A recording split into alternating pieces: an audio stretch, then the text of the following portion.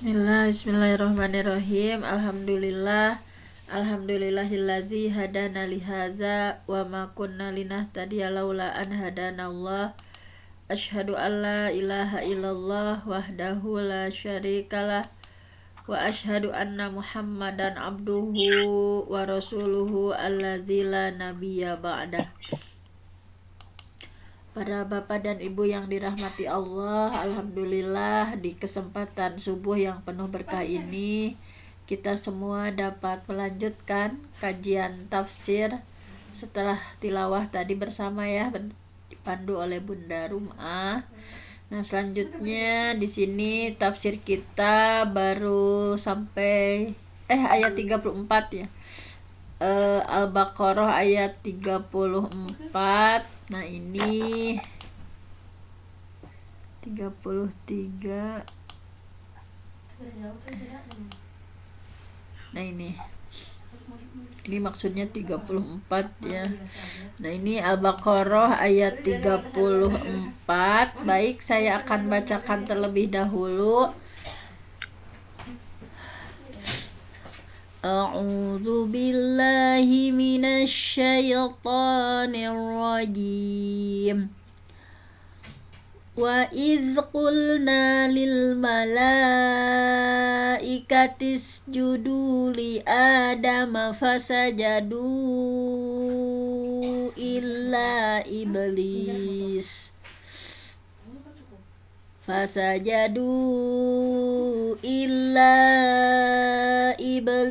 aba wastakbara wa kana minal kafirin.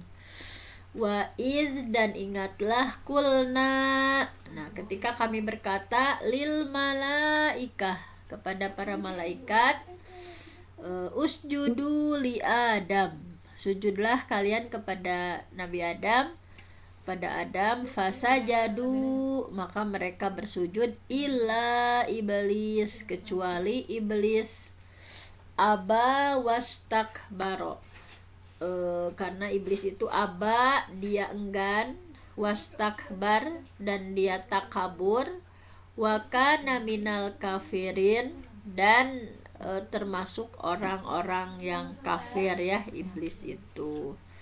Nah, mari kita lihat di tafsir Jalalainnya. Nah, ini di tafsir Jalalain ya, yang paling singkat, tafsir yang paling singkat. Wazkur, dan ingatlah, idzqulna lil malaikah, ketika kami berkata kepada malaikat, ini kata Allah ya, usjudu li Adama, sujudlah kalian kepada Adam, sujud dan tahiyatan. Maksud sujud di sini adalah sujud tahiyah, penghormatan, bil inhina, dengan cara membungkukkan badan ya. Jadi sujud di sana jangan dibayangkan seperti kita bersujud saat sholat. Jadi sujud dan tahiyah, sujud tahiyah.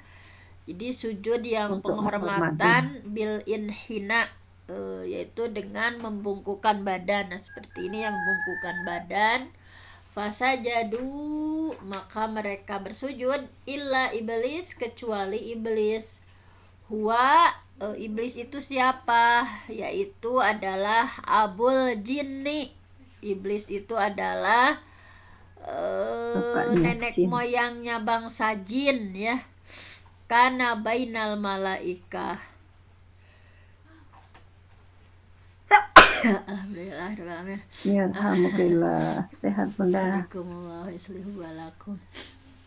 Nah, jadi di sini keterangannya huwa abul jinni, yaitu nenek moyangnya bangsa jin, kana bainal malaikah, yang ada di antara para malaikat. Aba, ya yang enggan, imtana'a anis sujud, menolak ya, tidak mau bersujud, wastakbaro, kemudian menyombongkan diri, wastakbaro takabbur anhu, menyombongkan diri ya, dengan mengatakan, waqala, dengan mengatakan, ana khairun minhu, bahwa aku itu lebih baik dari Adam gitu.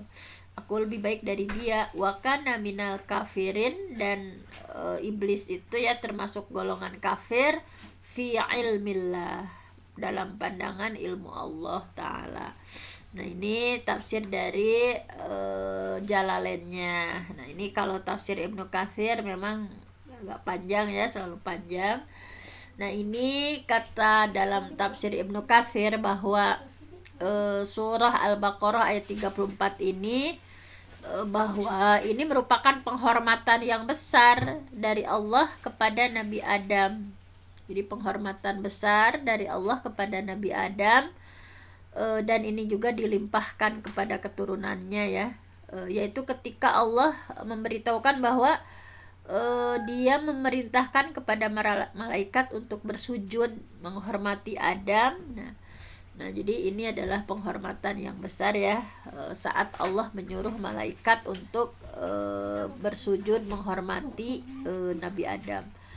Nah, hal ini diperkuat banyak hadis yang menunjukkan bahwa hal itu benar-benar terjadi gitu ya, bahwa perintah Allah untuk menyuruh para malaikat bersujud itu adalah banyak hadis gitu ya, hadis mengenai syafaat yang sudah disebutkan di atas ya, dan hadis-hadis yang mengisahkan Nabi Musa. Nah, ini juga memperkuat pendapat ini ketika Nabi Musa ya, dalam kisahnya, wahai Tuhanku, nih kata Nabi Musa, wahai Tuhanku, coba perlihatkan kepadaku Adam ya, kata Nabi Musa ingin diperlihatkan nih, wahai Allah ya, wahai Tuhanku, perlihatkan kepadaku Adam yang telah mengeluarkan diri kami ya, kata Nabi Musa ini kan, coba perlihatkan Nabi Adam yang sudah menjadi sebab ya, yang telah mengeluarkan diri kami dan dirinya sendiri nih dari surga. Nah, ketika Nabi Musa sudah bertemu ya dengan Nabi Adam, maka Nabi Musa berkata seperti ini, engkaukah Adam yang telah Allah ciptakan ya, yang telah diciptakan Allah dengan tangan kekuasaannya, kemudian dia meniupkan sebagian rohnya, roh Allah kepadamu, dan memerintahkan kepada malaikatnya untuk bersujud kepadamu. Nah, ini jadi intinya itulah bahwa memang banyak hadis yang menguatkan gitu ya dengan ayat tadi, perintah Allah bersujud kepada Nabi Adam. Hadis tersebut panjang ya, tidak akan disampaikan di sini. Kata kuncinya tadi bahwa ada kata-kata perintah sujud dari Allah kepada Nabi Adam. Kemudian di sini juga diceritakan ya dari Ad-Dhahhak, Ibnu Abbas menceritakan seperti ini. Jadi pada awalnya iblis itu, ini pendapat tentang iblis nanti di akhir akan memang banyak yang pendapat tentang iblis itu berbeda pendapat. Cuman ini dari tafsir Ibnu Katsir, di sini dari Ad-Dhahhak dari Ibnu Abbas menceritakan bahwa pada awalnya iblis itu merupakan suatu golongan dari kalangan para malaikat. Nah, ini pendapat pertama ya, misalnya bahwa iblis itu adalah golongan dari kalangan para malaikat. Mereka dikenal dengan sebutan jin. Jadi asalnya itu menurut pendapat ini bahwa iblis itu dari golongan malaikat, dikenal dengan sebutan jin. Iblis diciptakan dari api yang sangat panas gitu. Iblis itu diciptakan dari api yang sangat panas, yakni jin yang berada di antara para malaikat. Jadi ada gitu ya pendapat seperti ini. Jadi jin yang berada di antara para malaikat, nama aslinya adalah Al-Haris. Al-Haris itu kan asalnya penjaga. Nah, jadi nama asli dari iblis itu Al-Haris. Pada mulanya bagus ya, pada awal itu iblis itu bagus. Jadi pada mulanya ia ditugaskan sebagai Harisul Jannah gitu ya, penjaga surga gitu. Iblis itu pada awalnya dia itu menjaga surga. Nah, tetapi malaikat semuanya diciptakan dari cahaya ya, yang berbeda dengan golongan iblis tadi. Nah, Ibnu Abbas melanjutkan kisahnya bahwa jin yang disebut di dalam Al-Quran diciptakan dari nyala api ya, yakni dari lidah api yang paling ujung, nupang panasnya gitu ya, lidah api yang paling ujung kalau menyala gitu ya. Nah kemudian sedangkan manusia diciptakan dari tanah liat. Manusia diciptakan dari tanah liat, makhluk yang nah di sini ada keterangan dari Ibnu Abbas bahwa yang pertama menjadi penghuni bumi itu makhluk adalah jin gitu. Kemudian jin itu mereka ketika menghuni bumi ya, menjadi pertama penghuni bumi, mereka berbuat kerusakan, mereka mengalirkan darah, saling bunuh gitu ya. Jadi di muka bumi itu memang jin berulah gitu ya, banyak kerusakan, kemudian saling bunuh. Nah, maka Allah mengirimkan kepada mereka iblis. Nah, ini pada asalnya iblis itu memang bagus gitu ya. Maka Allah mengirimkan kepada mereka iblis bersama sejumlah pasukan dari para malaikat gitu. Nah, ini jadi ada sekelompok malaikat dan iblis yang ditugaskan Allah untuk di muka bumi gitu, membereskan. Nah, mereka yang diutus melakukan tugas ini dari kalangan makhluk yang dikenal dengan nama jin. Nah, iblis bersama para pengikutnya berhasil ternyata. Nah, iblis bersama tadi ya para malaikat berhasil menumpas makhluk jin ya. Sampai iblis itu mengejar gitu ya, sampai ke pulau-pulau, berbagai lautan, pokoknya ke puncak-puncak bukit. Nah setelah berhasil, nah ini setelah iblis bisa melakukan tugas tersebut, maka timbul dalam dirinya dia takabur ya, dan mengatakan bahwa aku sudah melakukan sesuatu yang belum pernah dilakukan oleh seorang pun. Nah ini memang kita juga harus berlindung ya, kadang kalau kita udah berhasil bahwa suka ada timbul ya, itu udah bisikan setan ya. Nah ini juga iblis seperti itu, tadinya dia baik gitu ya, tetapi setelah dia berhasil sukses, kemudian dia mengatakan bahwa aku sudah melakukan sesuatu yang belum pernah dilakukan oleh seorang pun. Allah tahu tentang hal itu ya, yang tersimpan di dalam hati iblis. Sedangkan malaikat yang membersamai iblis itu ya nggak tahu tentang hal itu, bahwa dina hate nama iblis teh ternyata timbul rasa takabur. Kemudian Allah berfirman kepada para malaikat ya yang pernah diutusnya ya bersama iblis, sesungguhnya aku akan menjadikan seorang khalifah di muka bumi gitu. Maka para malaikat menjawab, yang sebelumnya ini memang nyambung ya, flashback lagi ke ayat sebelumnya.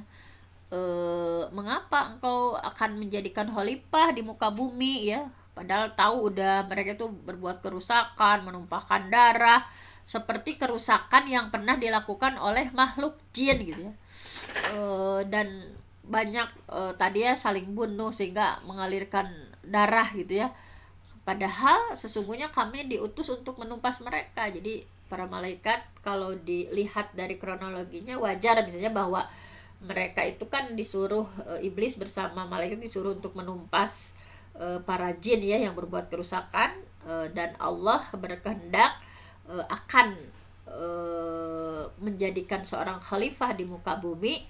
Nah kenapa gitu, sedangkan kami diutus untuk menumpas mereka. Nah, kemudian Allah berfirman, sesungguhnya aku tahu apa yang kalian gak tahu gitu. Jadi aku tahu apa yang tersimpan di hati iblis ya, hal-hal yang tidak kalian ketahui. Nah, sifat takabur atau tinggi hati gitu ya. Kemudian Allah memerintahkan, nah ini Allah memerintahkan, Allah dengan itu ya, dengan kehendaknya memerintahkan agar dihadapkan kepada Allah ya tanah liat gitu untuk menciptakan Adam. Nah ini kemudian tanah ini dihadapkan kepada Allah gitu ya, maka Allah menciptakan Adam dari tanah liat. Nah ini jadi yakni tanah liat yang baik. Kalau dalam tafsir ini memang nanti tafsirnya beda-beda ya. Kalau dalam keterangan ini dari Ibnu Katsir, berasal dari lumpur hitam yang diberi bentuk dan berbaunya nggak enak gitu, bau gitu. Sesungguhnya pada mulanya dari tanah, kemudian menjadi tanah liat yang diberi bentuk. Jadi Allah menciptakan Nabi Adam dari tanah liat itu langsung dengan tangan Allah sendiri gitu, dengan kekuasaan Allah sendiri gitu. Nah, kemudian ini ya, ada keterangan seperti ini bahwa setelah Allah membentuk ya Adam dengan tangan Allah sendiri, dengan kekuasaan Allah sendiri, kemudian Adam didiamkan tergeletak selama 40 malam. Nah, nanti ada pendapat lain selama 40 tahun gitu ya. Ini pendapat ini di tafsir Ibnu Katsir bahwa didiamkan tergeletak selama 40 malam berupa jasad ya. Manusia juga kan selama 4 bulan misalnya, kalau ini selama 40 malam berupa jasad ya, kemudian iblis selama 40 malam itu selalu mendatangi seonggok tadi ya, seonggok yang udah Allah bentuk itu. Kemudian mendatanginya, memukulnya dengan kaki. Nah, maka tubuh Adam mengeluarkan suara.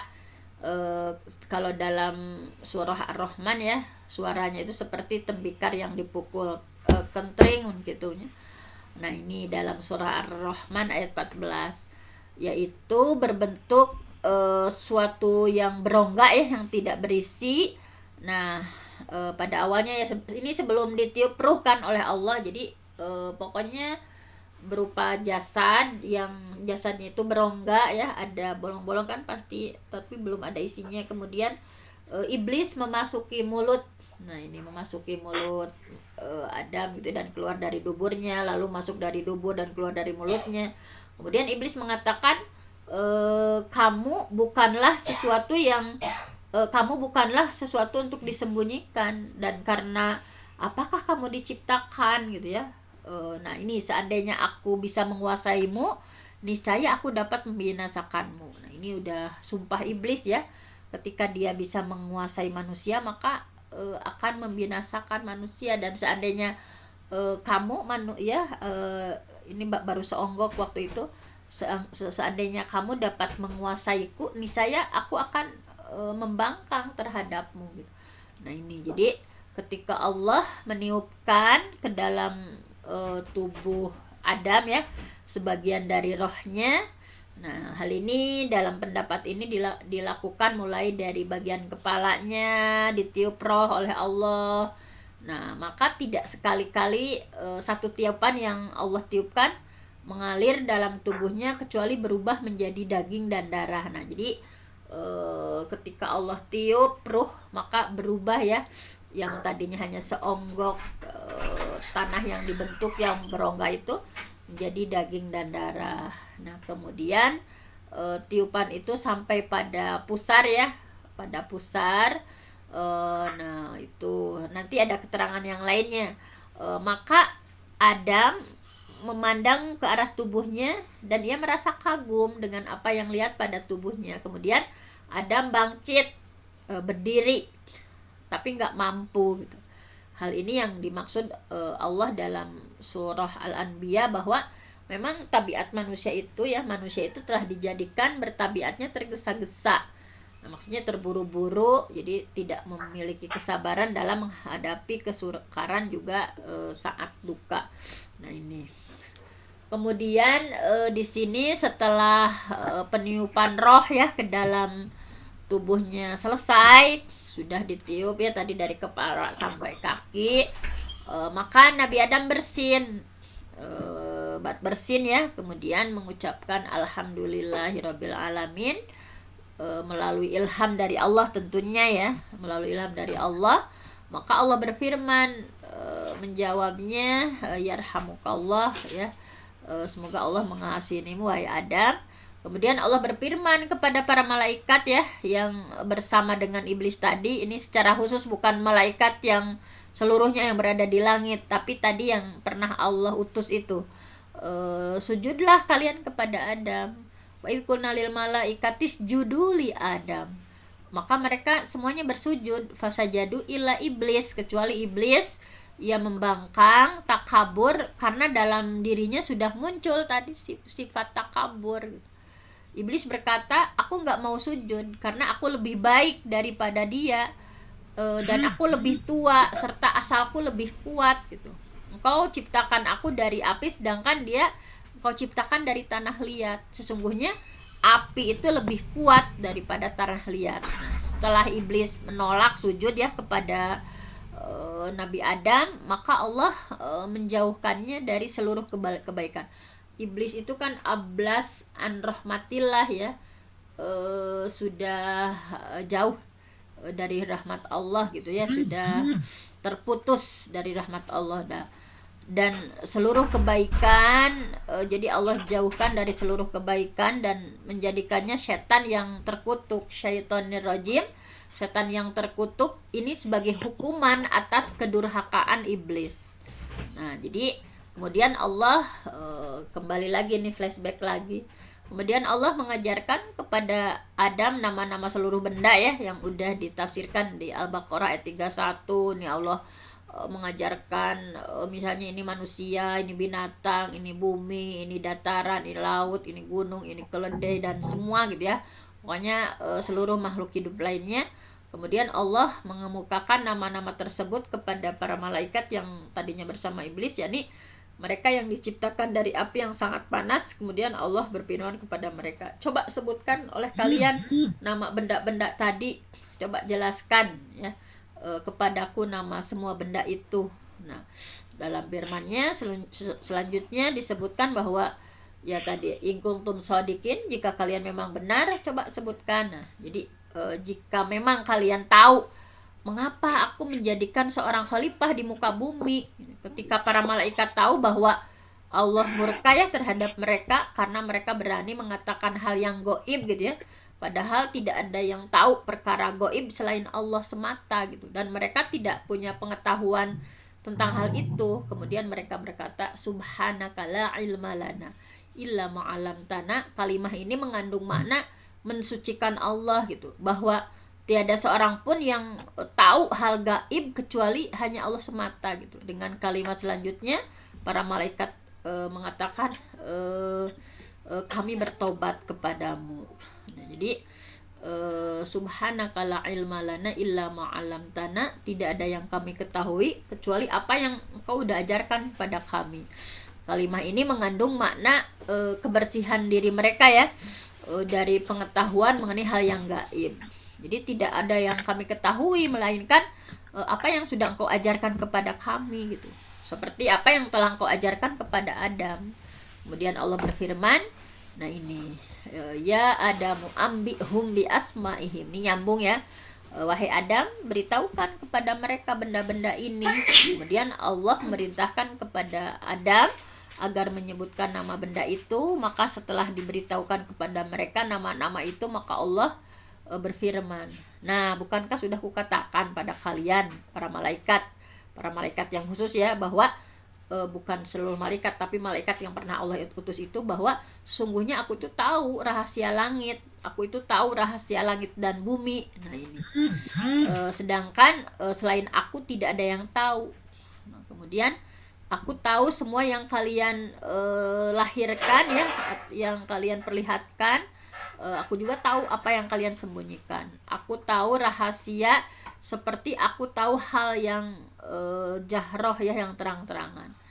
Jadi makna yang dimaksud bahwa Allah itu tahu apa yang disembunyikan oleh iblis dalam hatinya, yaitu perasaan takabur, perasaan tinggi hati. Nah sebetulnya pendapat ini gorib ya, gorib. Di dalamnya terdapat berbagai hal yang masih perlu dipertimbangkan. Nah ini ada juga yang berpendapat banyak Israiliyatnya gitu ya, tapi kita hanya mengkaji saja, wallahu a'lam gitu ya. Nah kemudian di sini juga ada keterangan selanjutnya ya, 5 menit lagi. As-Sadi di dalam kitab tafsirnya meriwayatkan dari Abu Malik dan Abu Sholih dari Ibnu Abbas. Nah juga dari Murrah dari Ibnu Mas'ud dan sejumlah sahabat Nabi Nah, ini ada pendapat juga bahwa ketika Allah udah selesai nih menciptakan yang Allah sukai ya, yang Allah kehendaki, kemudian Allah berkuasa di atas arasy gitu ya. Ini keterangan selanjutnya bahwa ketika Allah sudah selesai menciptakan apa yang Allah sukai, kemudian Allah bersemayam ya, berkuasa di atas arasy. Kemudian Allah menjadikan iblis sebagai raja di langit dunia. Dia berasal dari suatu jenis malaikat. Nah, ini pendapat ijtihad dari ulama gitu, dari para mufasir. Dia berasal dari suatu jenis malaikat. Nanti ada pendapat lain yang dikenal dengan sebutan jin. Sesungguhnya iblis ya, iblis dinamakan jin karena ia menjabat sebagai penjaga surga. Nah, dengan demikian di samping sebagai raja di langit dunia, ia pun sebagai penjaga surga. Nah, jadi memang ini yang membuat dia besar, iblis besar kepala ya, membuat dia sombong itu gitu. Sebagai raja di langit dunia, gitu ya. Kemudian juga sebagai penjaga surga gitu. Jadi ini yang membuat dia merasa sombong ya. Tidak sekali-kali Allah memberiku tugas ini, melainkan karena aku punya kelebihan di atas para malaikat.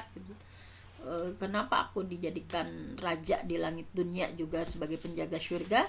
Tidak ada hal ya yang menjadikanku seperti ini, kecuali aku memang punya kelebihan di atas para malaikat. Nah, ketika iblis sudah mulai sombong ya, dan Allah tahu gitu apa yang tersembunyi di dalam hati iblis, maka Allah berfirman kepada malaikat, sesungguhnya aku akan menjadikan seorang khalifah di muka bumi. Nah, ini maka ini karena berulang-ulang, karena riwayatnya agak beda-beda ya. Maka malaikat berkata, wahai Tuhan kami, apakah yang terjadi pada khalifah itu gitu. Allah menjawab, nah ini kelak, nah ini sudah diproyeksikan sama Allah ya, sudah diprediksi. Kelak dia mempunyai keturunan yang akan membuat kerusakan di muka bumi. Nih sudah Allah prediksi memang. Kelak nanti ini ya akan memiliki keturunan yang membuat kerusakan di muka bumi, akan saling mendengki, sebagian yang satu dengan yang lainnya akan saling bunuh. Nah, kemudian sehingga para malaikat bertanya, wahai Tuhan kami, kenapa kau akan menjadikan seorang khalifah di muka bumi, orang yang akan membuat kerusakan di dalamnya, akan menumpahkan darah, padahal kami para malaikat senantiasa bertasbih, kami yang senantiasa memuji Engkau gitu. Kemudian Allah berfirman, ini a'lamu ma la ta'lamun, sebenarnya aku tahu apa yang kalian gak tahu. Waktu sudah menunjukkan pukul 6, nih masih slide-nya masih banyak. Sepertinya kita akan lanjutkan pada besok saja ya. Besok Ya, benar. udah jam 6 pas. Nah, ini kajiannya masih agak panjang memang. Dalam tafsir Ibnu Katsir itu agak panjang membahas ayat ini gitu ya. Nanti ada terakhirnya itu perbedaan pendapat mengenai iblis ya, dari beberapa pendapat. Mungkin hanya itu saja yang jelas. Kita meneladani dari ayat ini, jangan sampai memang iblis juga yang tadinya baik gitu ya, ketika udah sukses berhasil melakukan sesuatu, maka hati-hati nih, suka timbul rasa sombong, merasa kita lebih dari yang lain. Nah, ini kita harus banyak berlindung sama Allah gitu ya dari hal seperti ini. Karena itulah bisikan setan itu terus gitu ya. Mungkin hanya itu saja yang bisa disampaikan untuk hari ini. Mudah-mudahan ada biasanya manfaatnya. itu bukan Gimana? surat pendek biasanya apa gimana? Ini emang di hari Rabu Kamis itu yang surat pendek yang bersama Kausaku, Bun. Nanti di hari Jumat. Oh iya iya. Yang Oh iya Bu. ini Terima pembagiannya kalau di sini tafsir yang Al-Baqarahnya dilanjutin. Nah, kalau hari Jumat itu ayat-ayat pendek. Kita baru sampai Iya, surah terima kasih. Al-Falaq ya. Iya. Ya Bu. Ya, Terima gitu. kasih. Wassalamualaikum warahmatullahi wabarakatuh. Waalaikumsalam. Waalaikumsalam warahmatullahi wabarakatuh. Jazakillahi khairan jazak kepada Bunda Fenty yang telah memberikan eh, pencerahannya kepada kita sekalian. Semoga kita bisa mengambil ibrah apa yang telah disampaikan dan untuk senantiasa bisa memperbaiki diri, bisa menjaga diri dari godaan setan, dan kita mohon perlindungan kepada Allah semoga kita dijaga oleh godaan jin dan setan yang terkutuk. Amin ya Allah ya Rabbal Alamin. Bapak Ibu yang dirahmati Allah,